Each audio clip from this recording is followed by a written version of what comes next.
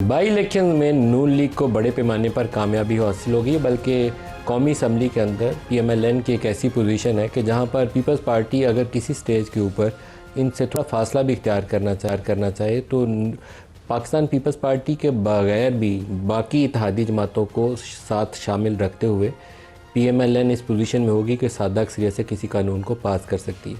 वैसे तो पाकिस्तान का निज़ाम इस तरह का है कि आपके पास 10-20 सीटें भी और हुकूमत में आप बैठ जाएं तो अक्सरियत वाली पार्टी के बंदे तोड़कर भी आप कानून साजी कर लेते हैं। उसकी मोस्ट रीसेंट एग्जांपल्स हमें मिलती हैं आइनी तरमीम के मौके के ऊपर, जहां पर नंबर कम थे, एक बंदा अपोजिशन का तोड़ना पड़ा, 2 बंदे तोड़ने पड़े तो आसानी से वोट भी डलवा लिया, सारा कुछ हो गया।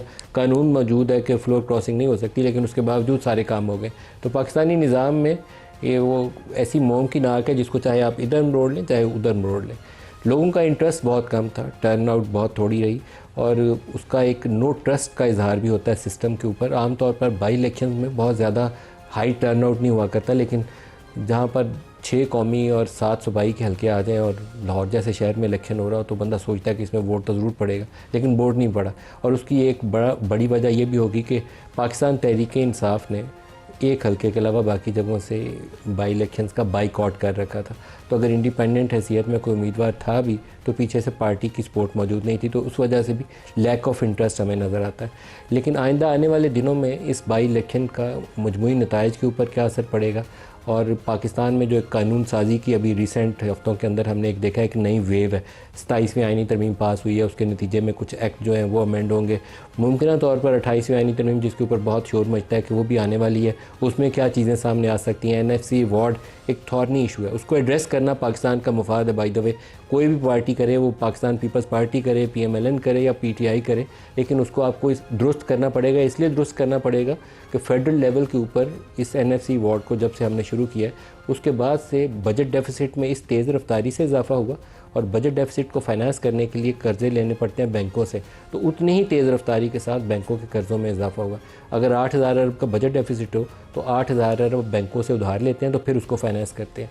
तो हम एक अनसस्टेनेबल ऐसे मॉडल के अंदर फंस गए हुए हैं जिससे बाहर निकलने के लिए हमें उस बेसिक NFC मॉडल को रिव्यू करना पड़ेगा कि वो सस्टेनेबल बनाए उस चीज़ को, जो रिसोर्स डिस्ट्रीब्यूशन का फार्मूला है वफाक और सूबों के दरमियान। तो दोनों इशूज़ को आज के प्रोग्राम में डिस्कस करेंगे। हमारे साथ मेहमान शख्सियत है फजल चौधरी साहब, वफाकी वज़ीर पार्लिमानी अमूर है। आपको सर खुश आमदीद कहता हूँ प्रोग्राम में। जो बाई इलेक्शन के नताइज हैं उसमें तलाल चौधरी के भाई बिलाल बदर हैं, वो जीत गए हैं। साबिक वज़ीर नाज़िर रांझा के बेटे सुल्तान रांझा जीत गए हैं। कर्नल नसीम न्याजी उनके बेटे अली हैदर न्याजी, भतीजे उनके अली हैदर न्याजी, वो जीत गए हैं। साबिक वज़ीर अख्तर नवाज़ खान के बेटे बाबर नवाज़, उन्होंने NA 18 हरीपुर से इलेक्शन जीता है। राजा रियाज के बेटे राजा दानियाल ने जीता है। राना सनाउल्लाह के दामाद राना अहमद शहरियार उन्होंने इलेक्शन जीता है। और इसी तरीके से कुछ और भी अजीज़ो कारब हैं PMLN वालों के। हमारे साथ ही डॉक्टर साहब बैठे हुए हैं, खुद ही जवाब देंगे। सर, काफ़ी अजीज़ो कारब की तादाद में इजाफा हो गया असम्बली के अंदर। देखिए मलिक साहब, बिस्मिल्लाहिर्रहमानिर्रहीम। अजीज़ व अकारिब जो हैं वो ज़ाहिर है कुछ फैमिलीज़ जो पॉलिटिक्स के अंदर होती हैं और उनकी आगे जब कोई ऐसा मौका आता है तो ये तो होता है, हर शोबे में होता है कि उनके बच्चे अगर इस काबिल हैं कि वो कंटेस्ट कर सकें और अपना मेहनत से अपना नाम मनवा सकें तो वो आते हैं। लेकिन एक बात मैं आपको बताऊं, जो सियासत है ना, ये बड़ी मुश्किल खेल का नाम है। इसमें अगर आप में सलाहियत नहीं है तो आप सिर्फ अपने बड़ों के नाम की वजह से आप सर्वाइव नहीं कर सकते। शायद आपको एक आध मौका मिल जाए जिससे मैं कहूँगा दाशा लग जाए, लेकिन आपको खुद मेहनत करनी पड़ती है, आपको अपनी जगह बनानी पड़ती है।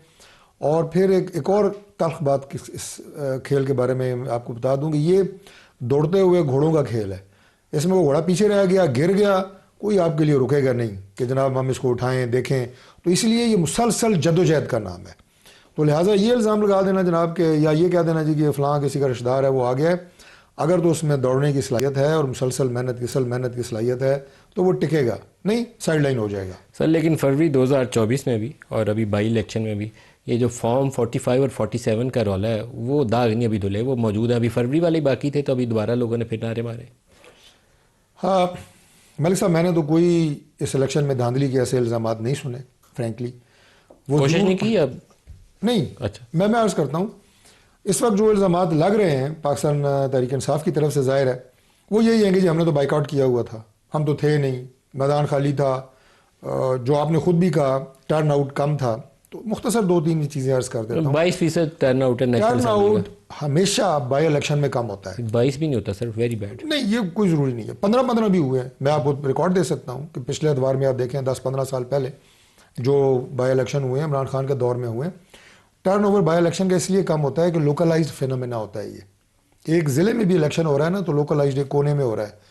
जनरल इलेक्शन पूरा मुल्क चार्ज होता है, हीटअप होता है, लड़ाई हो रही होती है, पॉलिटिकल लड़ाई हो रही होती है, लिहाजा दोनों का कोई मुकाबला नहीं है। दूसरी बात यह है कि 2 सीटों का आपने कहा, एक 2 सीटों पे इन्होंने ओपनली कंटेस्ट किया तहरीक इंसाफ ने, एक हमाद अजहर साहब वाली सीट और दूसरी जो है उमर अयूब वाली सीट।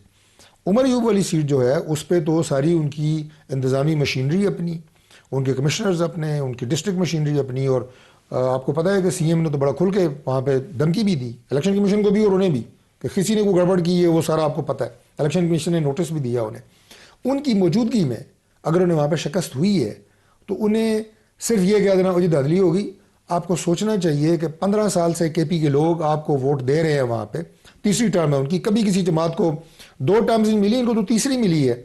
उस पर गौर नहीं करेंगे कि हमारी वहाँ पे हो सकता है कि परफॉर्मेंस ना होने की वजह से लोग हमें रिजेक्ट कर रहे हो, वो सोच ही नहीं है। एक सवाल मैं सिर्फ करता हूँ कि अभी इन्होंने वहाँ पे इमरान खान की डायरेक्शन पे चीफ मिनिस्टर को चेंज किया, कभी आपने एक जुमला सुना किसी इनके लीडर से या इमरान खान की तरफ से कि ये परफॉर्म अच्छा नहीं कर रहा था, इसकी कारकर्दगी केपी की आवाम के लिए अच्छी नहीं थी? किसी ने नहीं कहा। हर एक ने क्या कहा कि चूंकि ये इस्लामाबाद पे मुसलसल चढ़ाई करने में नाकाम रहा है और इसके जो हमले थे इस्लामाबाद पे वो नाकाम रहे हैं, इसलिए एक नया बंदा लेके आ रहे हैं जो अच्छे हमले करने की सलाहियत रखता है। ये पीटीआई के लोगों की ज़बानी है, मैं अपनी कोई बात नहीं कर रहा। तो जहाँ पे ये आपकी नज़रिया हो कि जिसने इंतशार या फसाद आपकी नज़र में ज़्यादा फैलाना है उसे आपने चीफ एग्जीक्यूटिव बनाना है, परफॉर्मेंस आपकी जो है यानी किसी लिस्ट में है ही नहीं, और आपकी टोटल, बस ये मैं मुकम्मल कर रहा हूँ, जो वो होता है सियासत का जो एक नज़रिया होता है वो फितना फसाद इंतशार शुरू से, अभी से नहीं शुरू से हमेशा, कभी किसी के मूँछों से मरोड़ूंगा, इमरान खान के आपने सुने होंगे कि इसको अंदर कर दूंगा, आईजी को उल्टा टांगूंगा, फलां को ये कर दूंगा, फलाना डीजल है, ये जिसकी सियासत का तुरा इम्तियाज हो एक दिन उसे ये दिन देखना पड़ता है। और हमने अपने, अगर मैं बात करूं, ये भी बस सिर्फ एक जुमला है कि वो हमारी पंजाब गवर्नमेंट की कारकर्दगी हो, वो हमारी फेडरल गवर्नमेंट की कारकर्दगी हो, देखिए रिलेटिव टर्म्स हैं, इनमें मजीद बेहतरी लाई जा सकती है, ला रहे हैं, लेकिन अब तक की कारकर्दगी से लोगों ने इत्मीनान का इजहार किया है और कम अज़ कम इस कॉन्फिडेंस का इजहार किया है कि ये वो टीम है, वो मोहतरमा मरीम नवाज शरीफ साहब हों, शहबाज शरीफ साहब हों, जो आगे जाके इंशाल्लाह ताला जिन टारगेट्स की हम बात करते हैं हम उन्हें मजीद अचीव करेंगे। सर ये वैसे कहना काफ़ी मुश्किल बात है कि लोग आपकी कारकर्दगी से मुतमईन है। अगर आप लाहौर में मेरे साथ जाके सर्वे करेंगे तो 100 बंदों को मैं रोक के रैंडमली क्वेश्चन करूंगा तो आपको 99% गैर मुतमईन मिलेंगे, मुतमईन वाले नहीं मिलेंगे। लेकिन मैं दोबारा आपकी तरफ आता हूँ। नहीं, आप बंदे छांट के फिर सर्वे करेंगे, छांट के रैंडम सर्वे करें, मैं आपके साथ जाऊँगा, दोनों इकट्ठे चलते हैं। ठीक है, ठीक है।